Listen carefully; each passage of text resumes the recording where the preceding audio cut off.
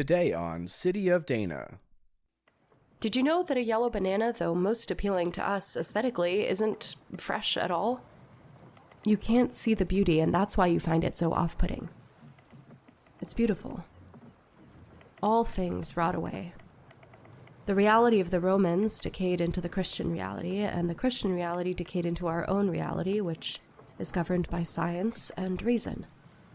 It's a sign of a healthy ecosystem. It is in the ocean, at any rate.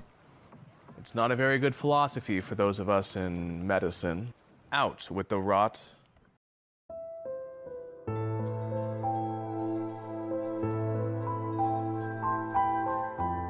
I'm Jordan Paul Sullivan, creative director for Lantern Theater's City of Dana series.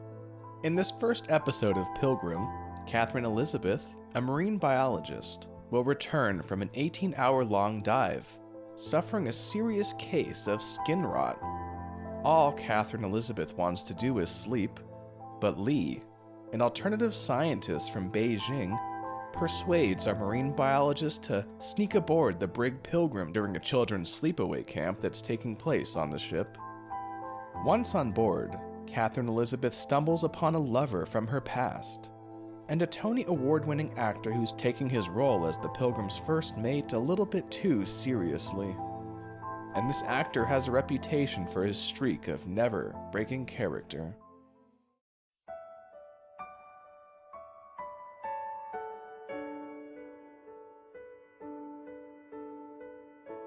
Pilgrim. Part 1. The Pilgrim Slumbers. Episode 1. The Wharf. Morning. 3 actors stand upon the wharf before the Brig Pilgrim, gossiping amongst themselves. I hear he's a method actor. What's that? I don't know. He's won a Tony Award. What's a Tony Award? I don't know. Never breaks character from what I heard. Yeah, that's also what I heard. He's coming tonight. That's what I heard. Then where is he? I don't know. This guy, Davies, he's from the Dana Point Theater. Didn't that theater burn down? A fire broke out during a staging of Moses and the Exodus. The fire came funneling down where the Red Sea was supposed to be parting, and John Davies carried on as if the whole thing was just part of the act. Ain't no fire in Moses and the Exodus. How'd he manage to adopt a fire into the plot? Davies, playing Moses, said the flames were a sign from God that the Israelites should return to Egypt. The audience didn't find that suspicious. The audience stayed in their seats. They didn't leave until the fire chief grabbed John Davies off the stage and ordered his men to force the audience out of the burning theater. They bought into that plot structure. Kinda lame if you ask me. To end in the same place you started. They interviewed a few of the theater goers later on that week, and some of them did admit they felt it was strange that the Israelites would be so eager to return to Egypt to become indentured servants to the Pharaoh. But you know, while they were watching it, they said it seemed all right. Queer. I'd say.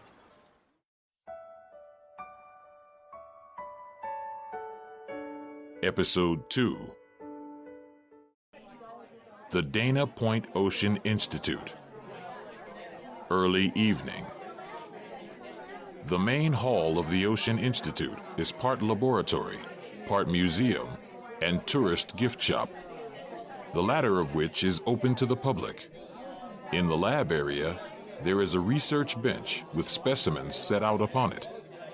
Kathryn Elizabeth, a marine biologist, 30 years of age, enters from a door on the far north side of the building, wearing a conservative bikini top and a wetsuit that's been peeled down to the level of her waist.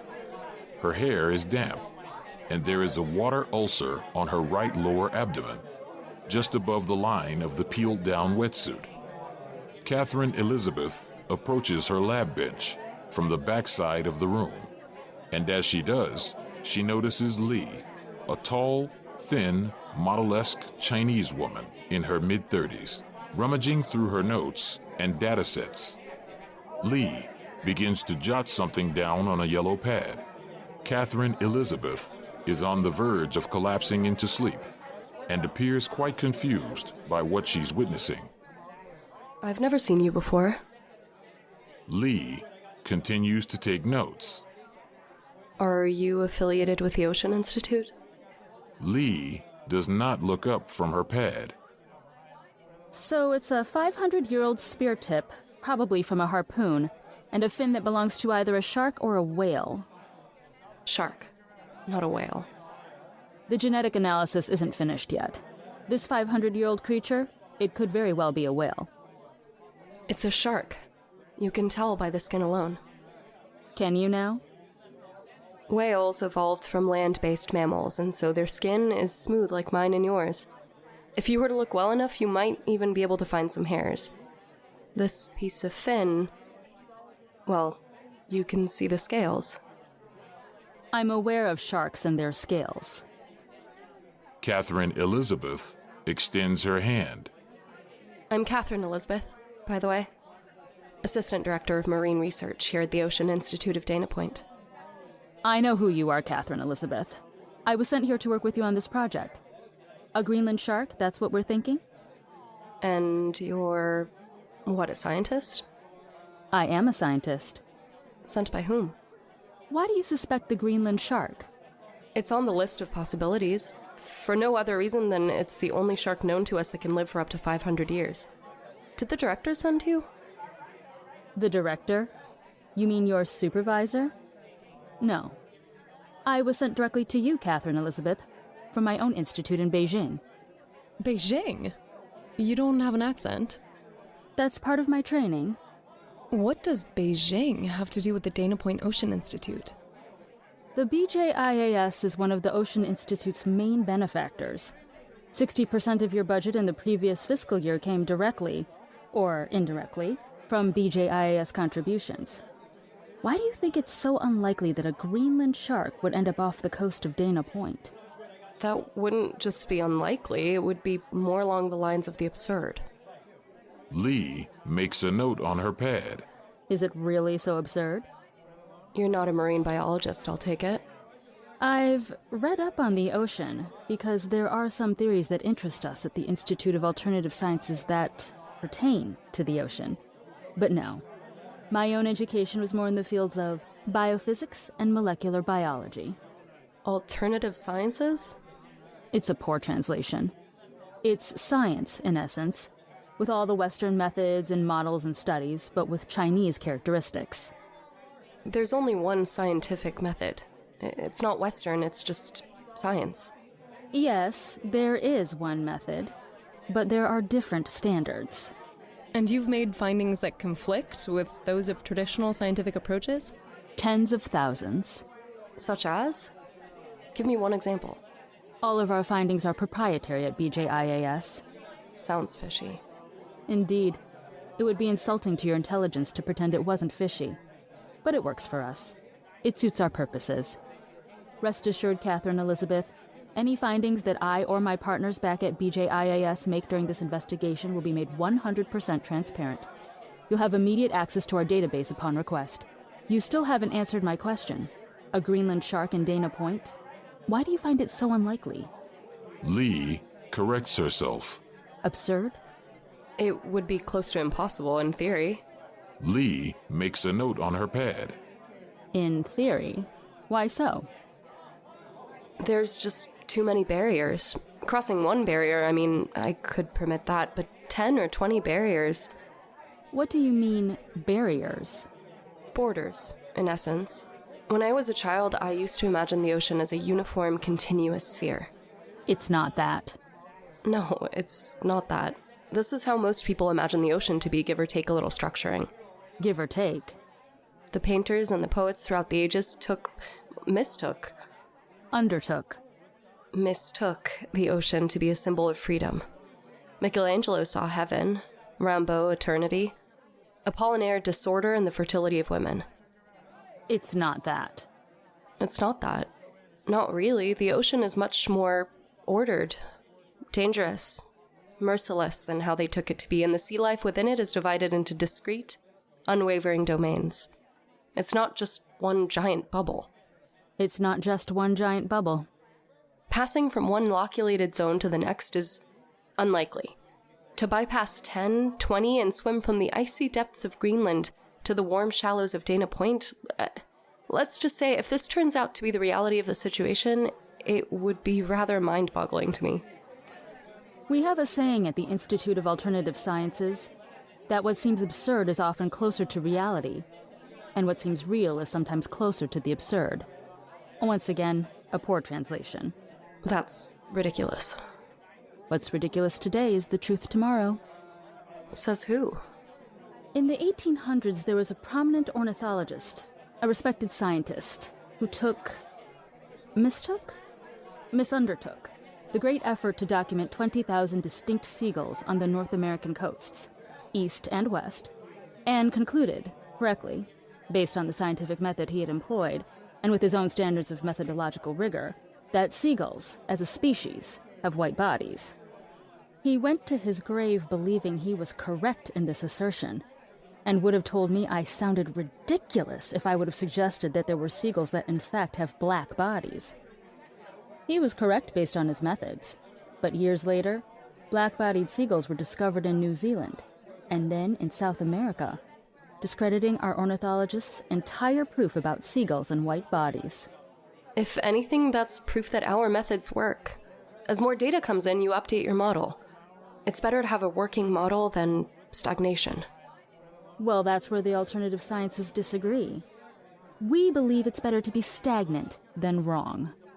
There's probably a very simple explanation for how a 500-year-old spear ended up in a shark's fin.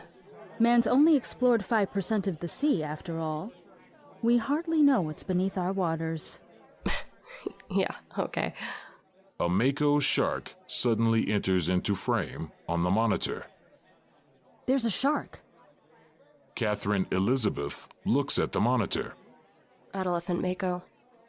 He keeps swimming up to you. Yeah, a male mako, it's one of those bitey sharks. Is that what happened there? Lee points to Kathryn Elizabeth's ulcer. No, that's just a water ulcer. I'm rotting. The human body wasn't designed to remain submerged in water for more than an hour, let alone 18 hours. Our human skin begins to rot. That must have been scary. Rotting? Getting circled by a mako shark. Lee palpates the blister on Kathryn Elizabeth's abdomen. You should really get some ointment on that.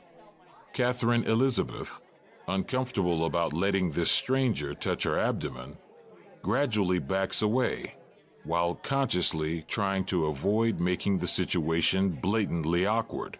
She hurriedly changes the subject of the conversation. So, whatever we discover on this endeavor, we will be sharing our findings with full transparency? That's my promise to you. So in the transcripts, 3 people said they'd spotted a shark, or what they believed to be a shark, next to some tall ship. the Brig Pilgrim. That's it. So, I mean, the transparency, I feel like it's only going one way here. The Pilgrim. It's nearby, right? Just outside the Institute.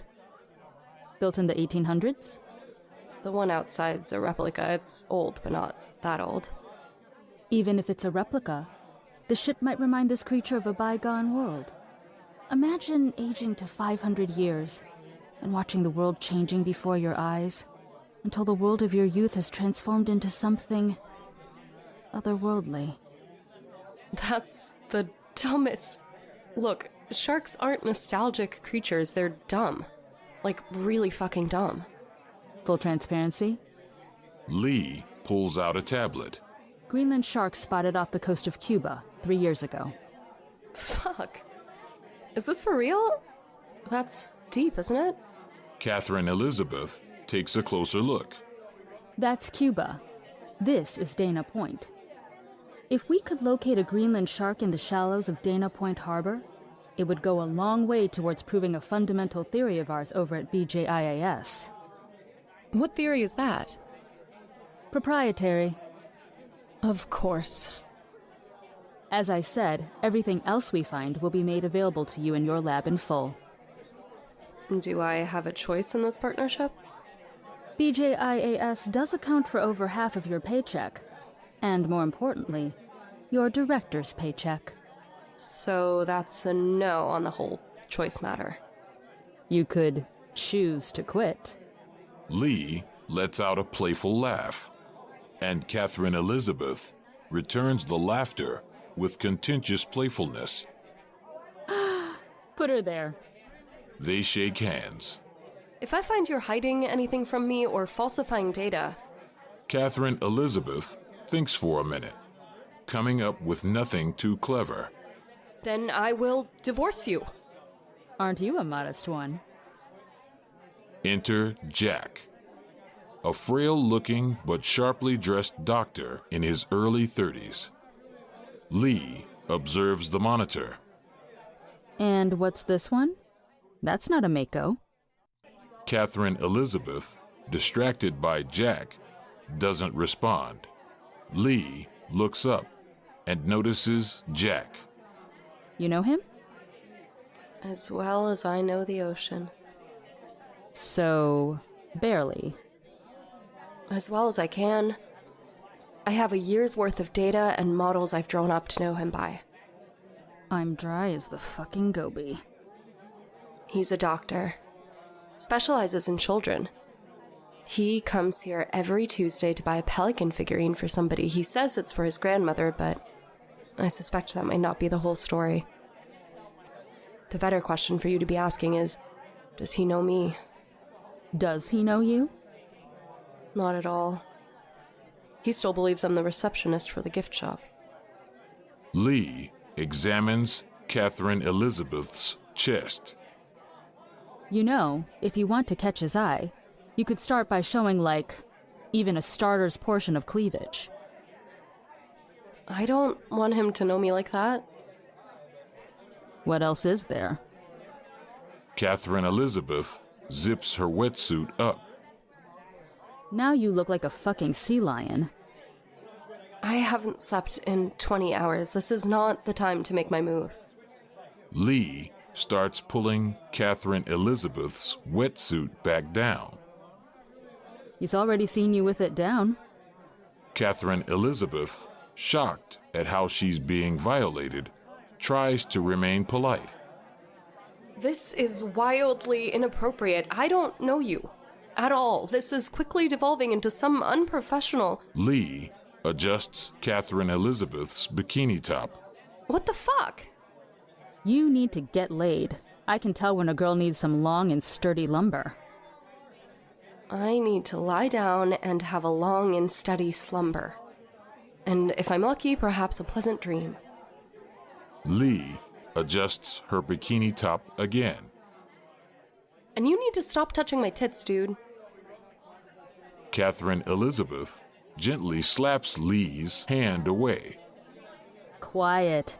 I may have come here to find a Greenland shark, but now a certain thing about a fellow scientist You're not a scientist. has got me intrigued. I'm going to bed. Jack approaches. He observes Kathryn Elizabeth's wetsuit. Surfing? Paddleboarding? No. You look like the surfing type. Scuba. Kathryn Elizabeth becomes flustered on account of her attire. She quickly pulls up her wetsuit and zips it up to her neck. Sorry. You apologize too much. Just this, please. Jack places the pelican figurine atop the lab table next to the marine specimens. You say you buy these for your grandmother? Don't talk about his grandma. Jesus. Do you surf? God, no. I avoid the ocean at all costs. I almost feel sorry for the ocean when you say it that way. Has the ocean offended you or something? Lee interjects. as if taking pleasure in stirring the pot. Sir, the checkout stand for the gift shop is over that way, just adjacent to the gift shop. It's okay. Kathryn Elizabeth here always checks me out. I do not. I mean, maybe a casual checking here and there, nothing excessive or creepy. It's natural, even healthy, to be curious. Kathryn Elizabeth, this isn't what I'm paying you for. You're my director of research. Assistant director, dude. Really, she's not my boss. I barely know her. You're a scientist. Scuba diving. Aha. Got it. Why'd you let me think you were the receptionist for God knows how long? Nearly a year. I haven't slept in like 20 hours, so I'm gonna go lie down. It's nice to see you, Jack, as always. Exit Kathryn Elizabeth, too exhausted to feel any sense of embarrassment or defeat. I'll check you out. Cash only. You can keep the change. I'm in a bit of a rush. I need to be on the Brig Pilgrim by 6 o'clock. The Pilgrim, you say? Lee grabs the money and slips it into her pocket. Jack doesn't seem to care.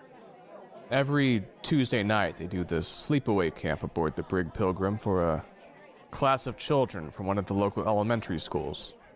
By law, the camp is required to have a medical expert on board, so here I am. I volunteer every Tuesday. Well, what a coincidence. Kathryn Elizabeth and I will be on board the Brig Pilgrim tonight as well. As part of the camp? God, no. We're looking for a 500-year-old shark. 500? Can anything really live that long? Why not? Enter Kathryn Elizabeth, embarrassed. Forgot the key. Be ready by 6. For what? To board the Brig Pilgrim. To board the Pilgrim?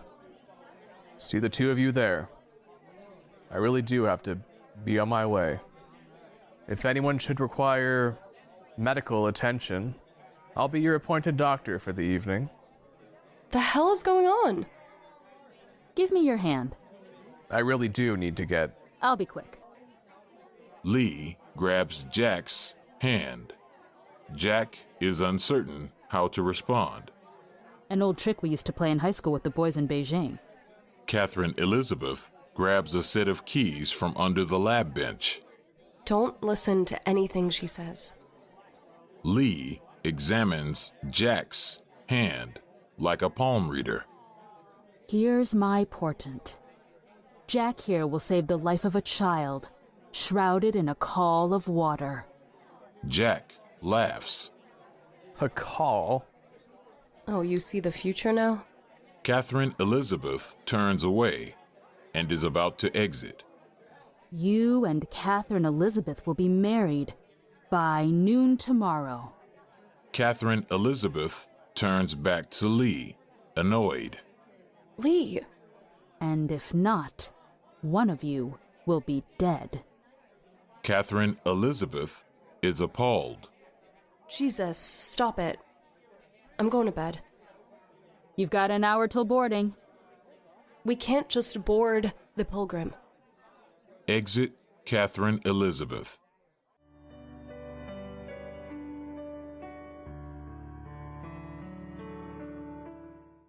Episode 3.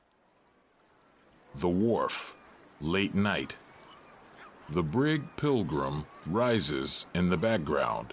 Enter Dan, a sophisticated-looking, well-built man in his early 30s, and Nadia, his fiancée, a thin, dark-skinned Indian woman in her late 20s. It's a merchant vessel. And you haven't been a bachelor in 3 years, Mr. Kernigan, and you know it. A ring only makes it official.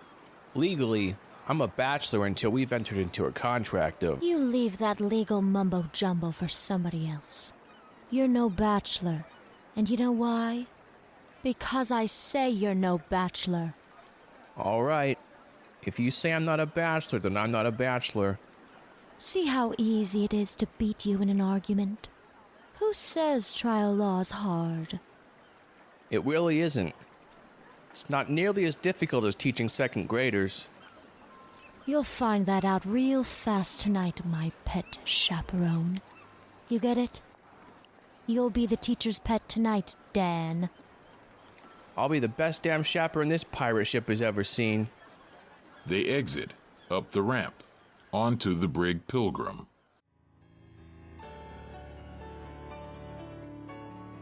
Episode 4.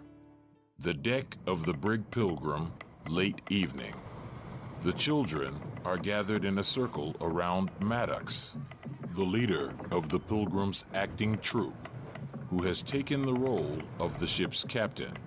Quigley, another actor, playing the chief cook, enters and begins passing out food to the children.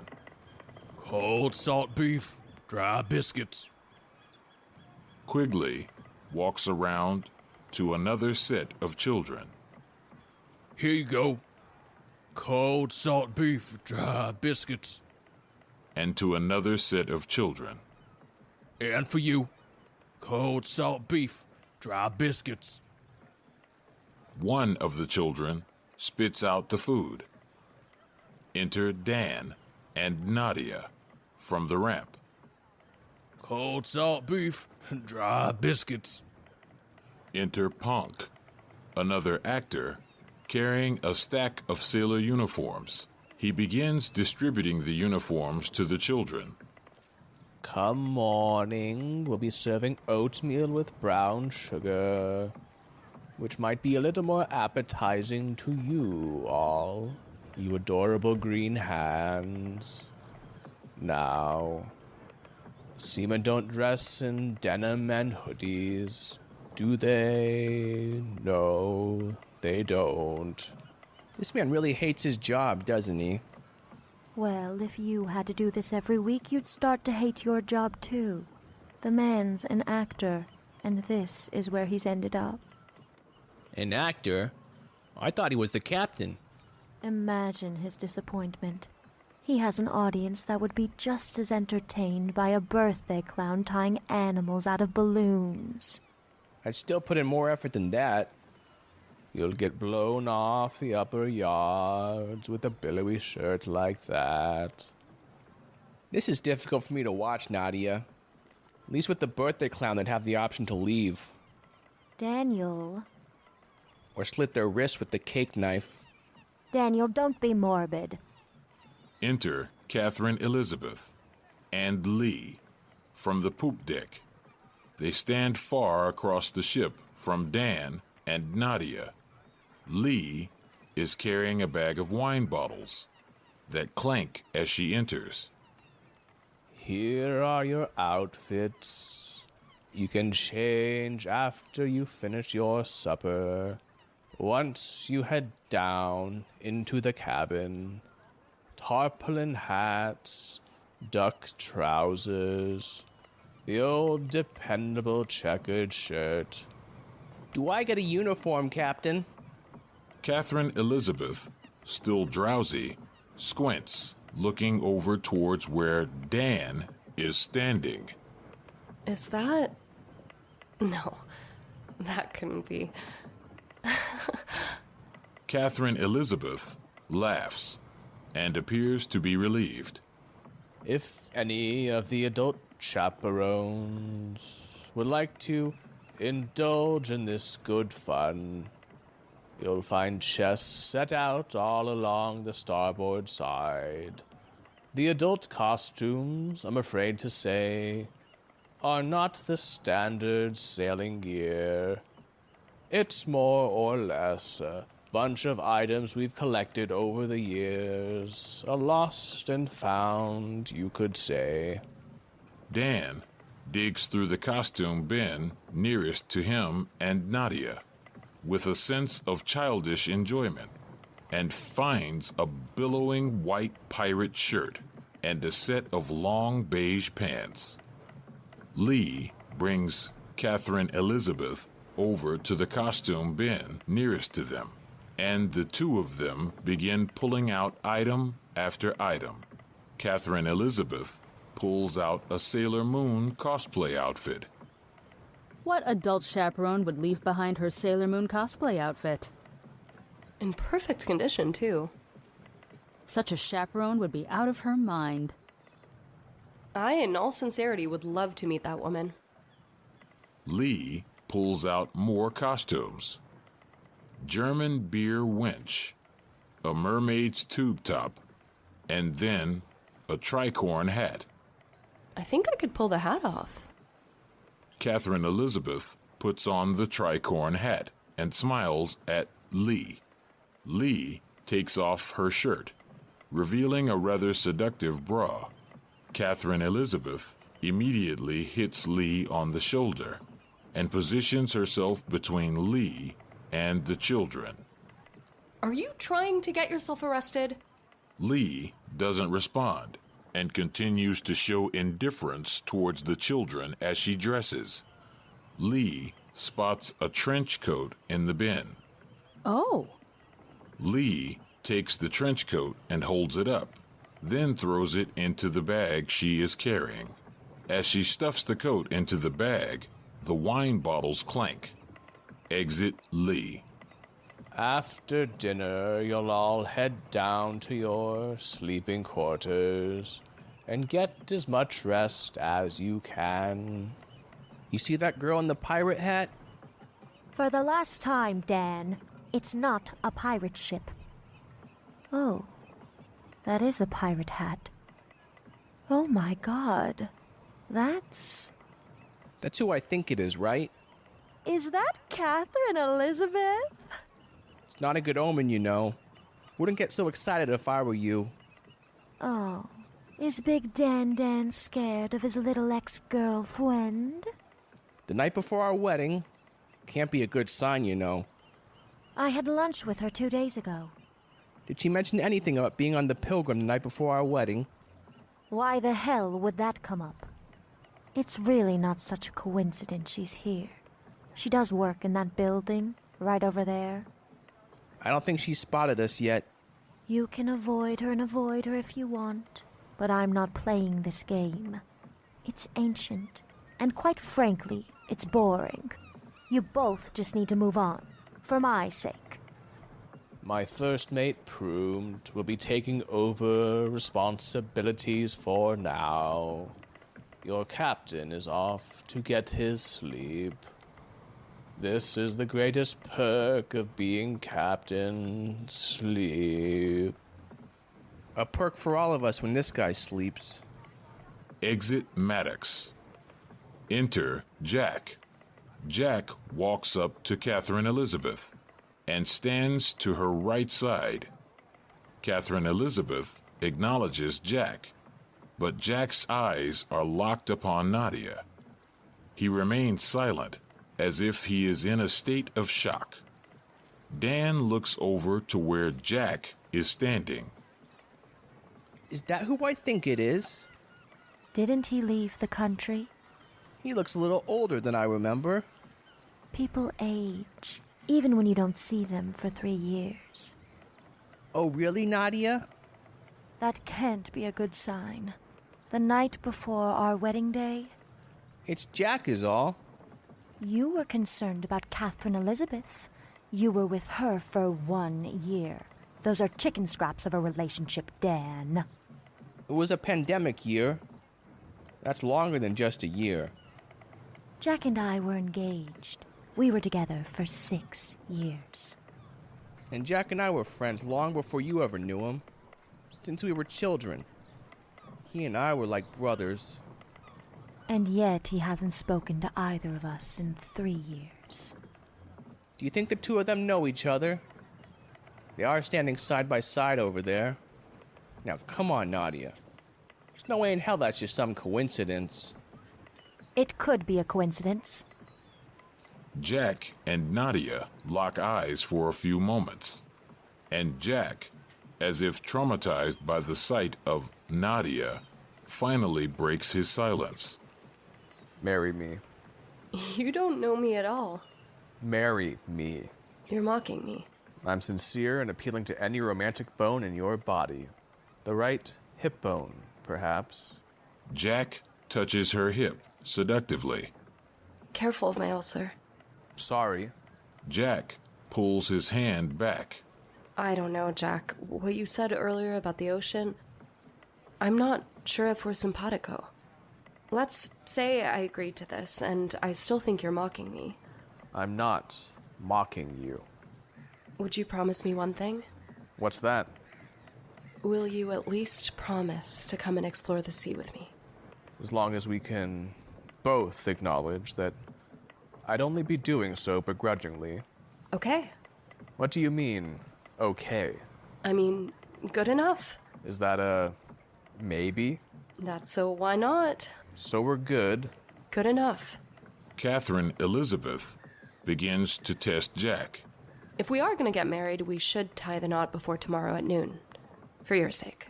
You mean the palm reader from Beijing? You know that everything that comes out of that girl's mouth is horseshit, Obviously. but it's interesting What? Tell me. that you'd assume I'd be the one to die. Why is that so interesting? I don't intend to die. I just feel that I should caution you, to remind you that you're the one who appears to be rotting. Jack points to Kathryn Elizabeth's water ulcer. Kathryn Elizabeth slaps his arm down. Hey now. We're all rotting. You, me, any system that's complex, we're all in a controlled state of decay, fiancé. Jack corrects her. Homeostasis. Kathryn Elizabeth corrects him. Nope. Just rot. Every complex system. The sturdy order of romance. Romance never died, fiancé. It's just been gradually rotting away. Ever since its construction began upon some shared dream of Middle-earth. Jack corrects her. The Middle Ages. Is that how you perceive the world, my warm and bubbly fiancé? Not in a sad way or anything. Do you know Baudelaire? Who? Or Catalan? The board game? No, Catalan. The early 21st century performance artist. Dude duct taped a banana to a wall and called the thing art. I see the world as that yellow banana duct taped to the wall. Did you know that a yellow banana, though most appealing to us aesthetically, isn't fresh at all? You can't see the beauty, and that's why you find it so off-putting. You know, the artist taped that banana to the wall as a joke. You didn't take it as a joke. A lot of great art begins as a joke. Did you know that Shakespeare wrote all of his plays as jokes? I don't know Shakespeare. I remember the first time I saw the rot of that banana and how it defied the stagnation of the duct tape that bound it, confining it in space. It's beautiful. All things rot away. The reality of the Romans decayed into the Christian reality, and the Christian reality decayed into our own reality, which is governed by science and reason. It's a sign of a healthy ecosystem. It is in the ocean, at any rate. It's not a very good philosophy for those of us in medicine. Out with the rot. We're all entitled to our own interpretations of the world. Are we? Of course we are. This is America, after all. That's right, you're a first-time camper. You must have not got the memo. The year is 1840. That's the year we're in. Yeah, so what if we are? Then this is Mexico, my dear fiancé. I need to check in with the captain. Jack exits down the stairs, doing his best to avoid Nadia and Dan along the way. The voice of John Davies, the actor playing the first mate, Proompt, calls up from beneath deck. Listen! Enter Lee from the poop deck. What's that? It's coming from downstairs. Do you hear it? There it is. And there. It sounds off once more. Enter John Davies in the costume of first mate Proompt which is much more elaborate than the costumes of the other actors. Silent as a titmouse, invisible as the winds that touch our sails, some penetrating force runs through every one of us. What is it? The spirit of the pilgrim, perhaps? There's a will out there. I can sense it. But why has this will awakened? Why tonight, of all the nights? Is it really circumstance that a 500-year-old whale circles out there in our harbor? I told you it could be a whale. It's not a whale. And what else? A lusting. It disseminates like a musk in the darkened breezes. Sea nymphs, I am attuned to your scents. The intoxication. The odor that climbs on board a vessel when the magnificent female form invites its sea-dwelling counterpart to come take part in the rule-assaulting games of man and woman's courtship. Oh, the pilgrim doth awaken. Woman with your long, flowing hair and your form that jiggles about with laughter, disguise yourselves. Proompt very briefly looks over at Lee. For the pilgrim shows no greater animosity than when she encounters for her billowing sails a competing figure, be it nymph or the slender gaps and curves of woman. Proompt glances once again at Lee. I'm so fucking turned on right now. Lee partially unbuttons her checkered shirt. Put your tits away. Once you stop acting a boob. Don't you dare go tit for tat with me, nymph. My knickers pound, or something pounds my knockers. The pounding is not for an actor, but I'll be a sea nymph for a sailor, and I intend to fuck me a first mate. The very winds that direct our ship are sisters to the wind that seeks to capsize our vessel, or dash us against a protuberant rock. Protuberant rocks? If I have no idea what he's talking about, you can bet the kids' minds are off in goddamn Timbuktu.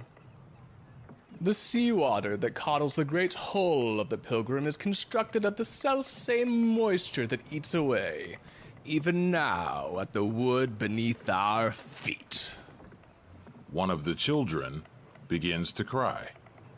Nadia stares into the distance, in a state of panic. Hey, Nads, you alright?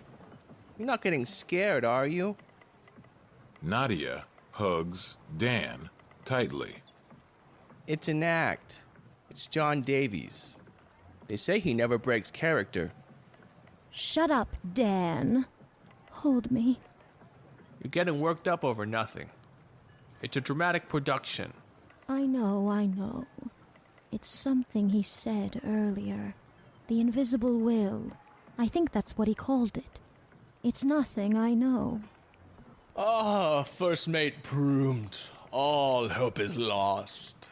We'll soon be gazing collectively into the eyes of our doom, with absolute certainty.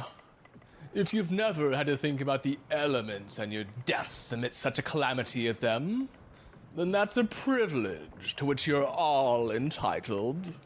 The First Mate cannot afford to trifle with such fantastic dreaming. Your mate knows how to balance the spirit of the Pilgrim and the elements around her. I'll get you through this. That's my promise to you. All I demand in return is your complete loyalty and strict obedience. Those who fall out of line will be punished to the full extent of this vessel's laws. These laws I know well, for they're the laws I've written. They're laws that I've for years enforced. Cricket, come forth. Cricket, a younger actor barely through puberty, comes to Proompt. Yes, mate? Delegate to the crew. We set sail. Pacific trade winds by 6 a.m. and passing Mexico City by Saturday noon. Delegate Cricket. What I command, get it done. Yes, mate! Proompt sniffs the air. There's a foul odor coming from the deck. I want it washed during the night watch. Make it happen. Exit Proompt. Enter Punk, carrying dirty plates. Punk! First mate's orders. Set sail! The Pilgrim doesn't leave the dock, new guy. This is when you tell the kids, get to bed. Tell them you'll wake them for the night watch. Try to get some rest. Exit Punk. Okay, please follow me, kids. To the, undership. Exit Cricket into the belly of the ship, followed by the children. You'll be rooming with Jack, you know. It's been 3 years. I'm sure he misses me as much as I miss him. You're insane if you believe that. I'm gonna go say hello to Katie Beth. You should come. She always asks about you. Nah. It's been a year. She's moved past all that, Dan. You go do that. I'll, make sure the kids make it alive down the stairs. Kathryn Elizabeth! Kathryn Elizabeth! Nadia runs over to Kathryn Elizabeth and briefly picks her up in a state of unbridled elation. Kathryn Elizabeth seems to be confused and has no idea what's going on. What the heck are you doing here, Katie Beth? Dan passes towards the stairs, herding the kids down into the cabin. As Kathryn Elizabeth glances around the ship in a state of drowsy confusion, she spots Dan, and as they lock eyes, ever briefly, she scratches softly against her chest bone, startled and confused by what's going on. Lee, I think I'm gonna need to nap for another hour or two. Next time on City of Dana. Why do things always have to make sense with you? Something in her childhood, I'm sure. Did your father ever... She points towards her own genitals. You know. What the fuck? What kind of question is that? The constant need for order, making sense, at the expense of everything else, perhaps sometimes at the expense of the truth. How do you expect to understand the world when you refuse every opportunity where you might be able to make some sense of it? Because you're missing so much that's right in front of you, rejecting anything and everything that, to use your phrasing, doesn't make sense, dude.